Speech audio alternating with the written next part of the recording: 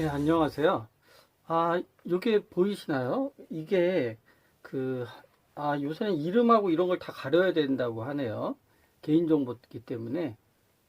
이게 합격증입니다. 요거는 연세대학교 입학처에서 나오는 합격증인데요.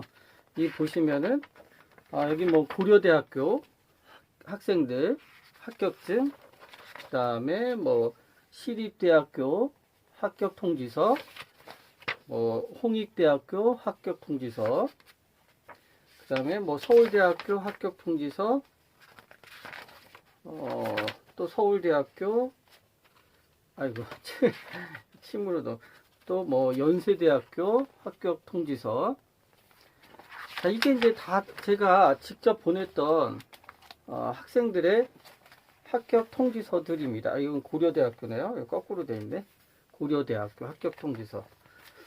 서울대, 이거는 일부분이고요. 합격 통지서만 뭐 제 개인 실에 꽉 차 있습니다. 도배가 돼 있고요. 제가 보낸 서울대학교에 보낸 학생만 제가 대략 따져봐도 직접적으로 한 400여 명 되고요. 뭐 연고대, 그 다음에 뭐 서울에 있는 수도권에 있는 학교에 보낸 학생들이 뭐 1,400명 정도 되더라고요. 제가 뭐 상담만 한 것 아니고요. 직접 가리키고 이제 했던 아이들입니다. 그래서 뭐 다른 분들처럼 상담만 해서 그런 게 아니라 몸소 제가 부딪히고 아이들과 그다음에 부모님들과 얘기해서 합격시켰던 그런 학생들이죠. 일부분인데요. 제가 합격증을 다 받았습니다. 이 합격증을 받을 때는 얼마나 희열이 좋았겠습니까? 부모님들도 그렇고요. 저도 그렇고요. 열심히 공부한 대가죠. 이거를 왜 보여드리냐면요. 그러니까 이 방송을 보시는 분들을 저를 좀 더 믿고요. 저는 이제 다른 분들처럼 자기 자녀만 가리킨 게 아니고 저도 자녀가 있죠. 그리고 또 뭐 상담만 한 것도 아니고요.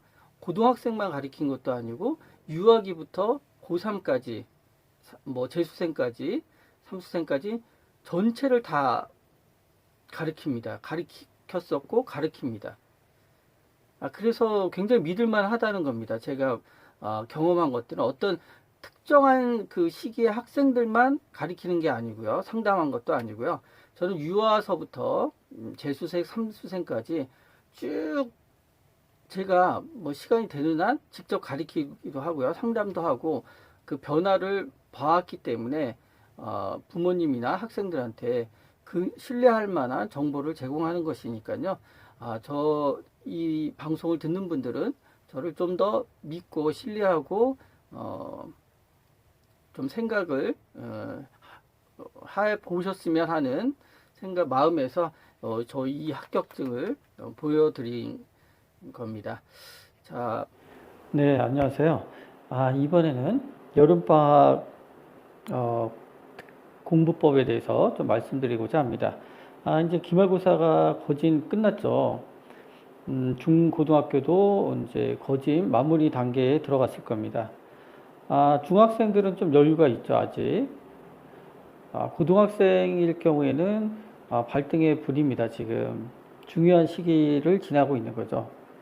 그러니까 여러분 학생이나 학생의 부모님들 10년 후에 이맘때를 떠올리면서 우리 애가 열심히 좀 했구나. 또 그 열심히 하는데 내가 좀 도움을 줬구나. 이런 그 마음이 들도록 이번 여름방학을 좀 알차게 보내셔야 합니다. 성적은 그렇게 쉽게 변하지 않죠. 특히 고등학교생인 경우에는 다 비슷하게 열심히 하고 하던 대로 했기 때문에 하던 대로 했으면 그냥 비슷한 또 이전 성적과 똑같이 나올 개연성이 많습니다. 그래서 이번 여름방학을 좀 알차게 좀 보내셔야 되겠죠. 중학생인 경우는 좀 여유가 있어서 여행을 부모님과 간단하게 갔다 올 수 있겠고요. 고등학생인 경우는 뭐 간단한 여행은 가더라도 오랜 기간 가는 것은 좀 지양해야 됩니다. 그래서 구체적인 거는 다음에 또 계속 얘기하고요. 지금은 이제 방학을 어떻게 보낼 것인가 좀 크게 개략적으로 말씀을 드릴게요. 첫 번째는 계획을 세워야 됩니다. 그러니까 자기 관리를 하기 위해서요. 어쨌든 계획을 세워야 돼요. 이번 방학을 어떻게 보낼 것인지. 그런데 이제 방학이 짧죠. 여름방학이. 뭐 3주. 학교, 이제 고등학생인 경우는 학교가 가는 경우도 대부분이고. 그래서 계획을 세워야 되는데, 이제 자기 성향에 맞게 세워야 됩니다. 자기 수준에 맞게. 그래서 꼼꼼하게, 자기가 예전에, 우리 자녀가 예전에 계획을 세웠을 때 꼼꼼하게 다이어리에 세워서 그걸 실천했을 때 잘 된 학생인 경우가 있고, 꼼꼼하게 이제 했더니 맨날 그걸 지키지 못해서 이제 스트레스 받다가 아유 될 대로 되라 그래서 계획을 안 세우느니만 못한 그런 경험이 있었던 학생 두 가지 부류로 나눌 겁니다. 그러면 꼼꼼하게 해서 계획을 잘 뭐 어느 정도 지켰던 학생은 그렇게 꼼꼼하게 다이어리에다가 이렇게 계획을 세우고요. 그렇지 못한 계속 실패만 했던 학생들은 느슨하게 계획을 세우는 게 좋습니다.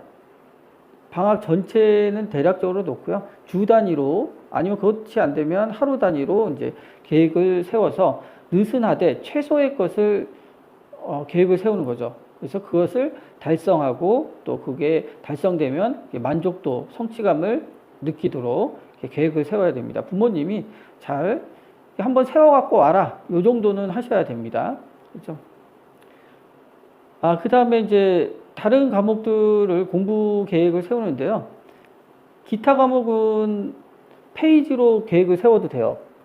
뭐 영어나 국어나. 그리고 많은 걸 할 수 없습니다. 여름방학 때는요. 그래서 학기 중에 하지 못하는 영어 같은 경우는 단어 외우기 있죠. 방대한 단어 외우기. 뭐 그런 것들.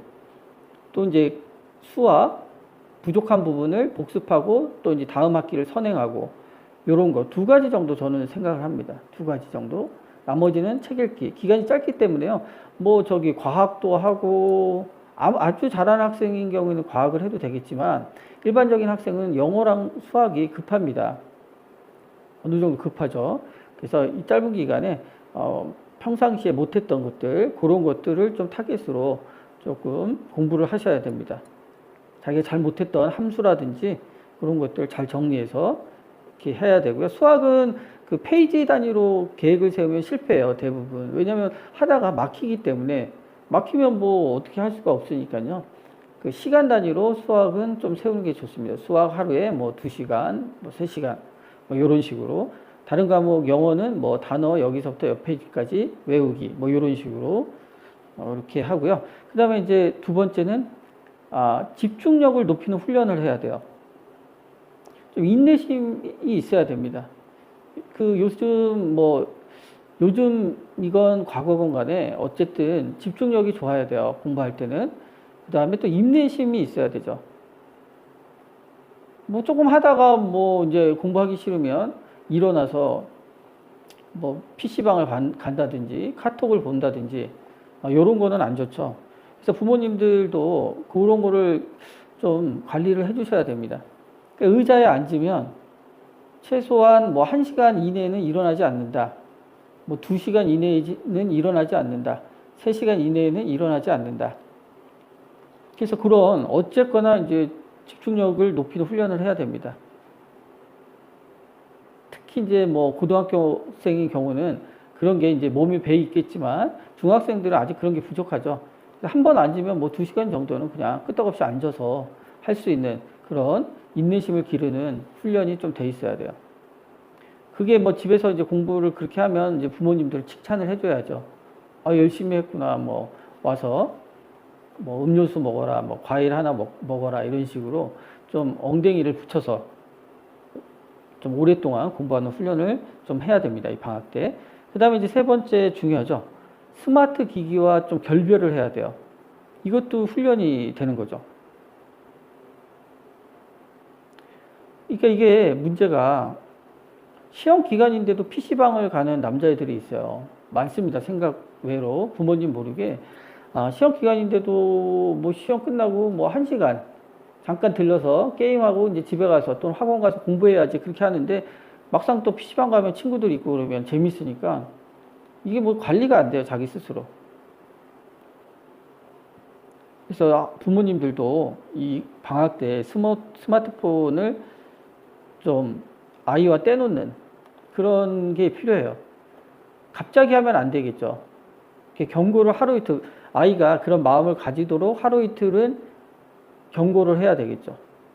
그러고 그걸 끊든지 특정한 시간에만 하든지 아니면 특정한 요일에만 하든지 좀 그렇게 해야 됩니다. 안 그러면 이게 제가 보고 해본 결과 굉장히 심각하게 아이가 이렇게 되는 경우가 많습니다. 그래서 방학 기간에는 이렇게 스마트 기기와 약간 멀어지는 그런 훈련도 해야 되고요.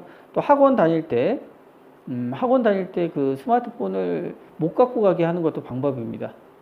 이제 부모님이 직장을 다니면 그건 좀 힘들겠지만, 집에 부모님이 계실 경우는 학원 다닐 때도 스마트 기기를 갖고 다니지 않게끔 그렇게 좀 해줘야 되죠. 그래서 이 기간에는 잘하는 학생은 양을 좀 중시해서 공부를 해야 되고요. 그 다음에 중위권 정도 학생은 이제 양보다 질이죠. 기본. 예를 들어서 제일 문제가 되는 게 이제 학년이 올라갈수록 수학이 문제가 되죠. 그래서 수학 같은 경우는 개념을 익히는데요. 개념을 뭐 문자로 익히든지 선생님이 설명으로 들어서 익히는 경우도 있겠지만 이렇게 이 책이 더블 클릭이거든요. 이 책이 굉장히 우수합니다. 중학교 것도 있고요. 고등학교 것도 있어요. 단순한 연산으로 개념을 잡을 수 있도록 이렇게 만들어진 책입니다. 그래서 요거를 활용해서 못하는 학생들일 경우는 기본기를 이렇게 쌓는 그런 훈련을 해야 되고요. 고등학교 학생일 경우는 선행할 때도 요게 좋습니다.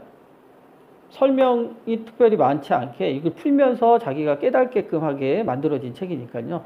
저런 책, 고등부 책은 쉬운 책이 없습니다. 당 수준별 책이 없고요. 갑자기 중상, 그 다음에 최고 난이도 뭐 이 정도 돼 있어요. 근데 이 책은 방금 보여드린 책은요. 기초, 낮은 단계 문제를 풀므로써 기본기를 다지게 하는 그런 개념을 갖게 하는 거니까요. 저런 책도 활용을 해보시고요. 제가 이제 학년별로 또 이런 교재라든지는 또 올려드리겠습니다. 이렇게 좀 길어지니까. 어쨌든 이 방학 때 중학생들은 뭐 한 번 정도 여행을 갔다 오는 것도 괜찮지만 고등학생인 경우는 조금 시간이 없습니다. 앞으로 3년, 2년, 1년뿐이 안 남았기 때문에 아니면 고3인 경우는 뭐 몇 개월 안 남았죠. 그래서 좀 구체적이고 또 요번 방학에는 이건 했다. 이렇게 느끼게끔 계획을 짜야 됩니다. 계획을 짜고 이건 부모님이 체크해 주세요. 그냥 가져와 봐라. 대략적이라도 그걸 확인을 하셔야 되죠. 두 번째, 집중력을 높이는 훈련을 해야 됩니다. 인내심. 책상에 앉아서 한 2시간 정도 애가 버티게끔 그렇게 성공을 하면 칭찬을 해줘야 되겠죠. 두 번째 했고요. 세 번째가 이제 스마트 기기와의 적절한 결별. 요거를 좀 해야 됩니다. 안 하면 이게 엉망진창이 돼요. 맨 방학 때 스마트폰 게임을 하거나 채팅을 하거나 이렇게 돼버립니다. 아이들은. 그리고 이제 학원을 다니는 학생은 학원을 잘 활용을 해서 알차게 보내고요. 또 이제 학원을 다니지 않는 학생들은 부모님이 좀 관리를 하셔서 아이 스스로 관리하기는 어려워요. 미성년자가. 어른도 자기 관리가 잘 안 되는데요. 아이들은 더 하죠. 그래서 관리를 좀 해주시고 그래야 됩니다. 그래서 시간이 많은 공부, 뭐 수학이라든지 영어는 반드시 방학 때 어느 정도 해주셔야 돼요. 그 양이라든지 뭐 질이라든지 이런 거는 수준에 따라 다 틀린데요. 어쨌든 학원을 잘 활용하건 아니면 인강을 활용하건 그래서 요 세 가지 계획을 세운다, 집중력을 높이는 훈련, 엉덩이를 많이 앉혀 있어야죠 책상에. 그 다음에 스마트폰 그 기기들과 적절한 결별 뭐 요 훈련을 조금 요 여름방학 때 좀 하셔야 됩니다. 그 학년별 구체적인 거는요.